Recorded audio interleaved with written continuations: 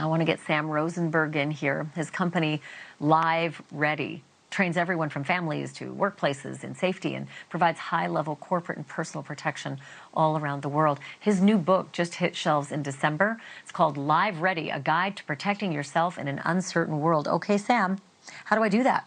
How do I protect myself in this now very, very uncertain world? Well, thanks for having me on, Ashleigh. And it's an interesting topic. I mean, I've spent the last 25 years protecting people and teaching them how to protect themselves. And, the gist of that answer is in the book, Live Ready. But to tell you this, from the standpoint of what we just witnessed here, I will tell you that the most important facet of security is personal responsibility. Everybody has to understand that we have a role to play in the continuum of personal security, that it's good to have lifeguards like the security which performed exemplary at the Osteen Church, at the Lakewood Church. But it's also critical to recognize that while it's good to have lifeguards, you should know how to swim.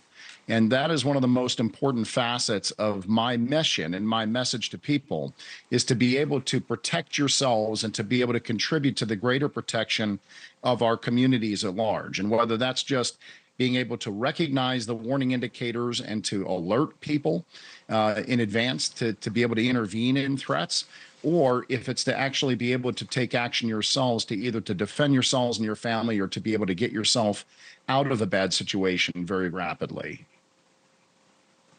People who do live broadcasting always see the word L-I-V-E as live before live. So thank you for telling me it's Live Ready. Sorry for saying it twice as Live Ready, but Live Ready. No problem. Then I'm glad, because we do need to live ready. I think about this. I think about being in a church. I think about being at a concert. I think about being anywhere and seeing a woman with a child.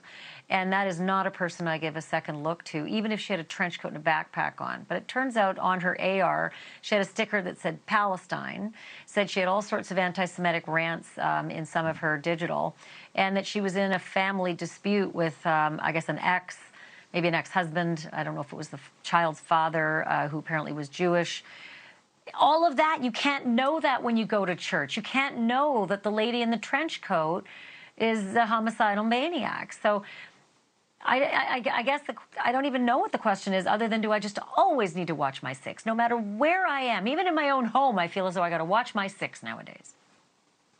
Well, I mean, I think all of us can recognize that we can never lose sight of the reality that this is the world that we live in. And we don't have to push aside our sort of righteous indignation at that reality.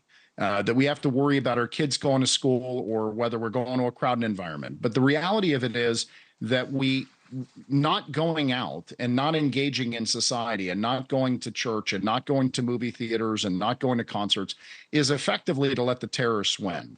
And, when we understand that violence truly is never random, these dynamics, these acts of violence always have a pattern of behavior. They always have indicators in advance that perhaps we, as say parishioners or someone going to a church, doesn't have the optic to see and stop in advance. Other people do. And, whether the dynamics are that we can stop these or we can recognize the warning indicators early enough to be able to intervene, or whether we have to be capable of responding, that goes back to this idea that we all have to have the capacity to be able to swim in this environment. And, the security at the church, was exemplary in their ability to respond decisively and quickly. And they're picking up on a lot of those indicators. It's clearly obvious from the facts that we have that they saw something that was not right.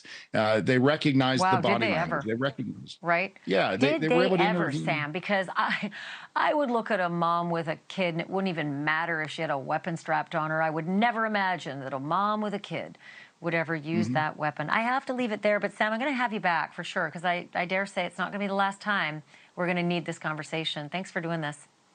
Thank you, Ashleigh. Let me read that again, because Sam Rosenberg is the founder of Live Ready, Security and Protection Services. And the book is called Live Ready, A Guide to Protecting Yourself in an Uncertain World. Thank you to Sam Rosenberg for putting up with me. Thank you for watching. Go to newsnationnow.com to find NewsNation on your television provider. And don't forget to click the red subscribe button below to get more of NewsNation's fact-driven, unbiased coverage.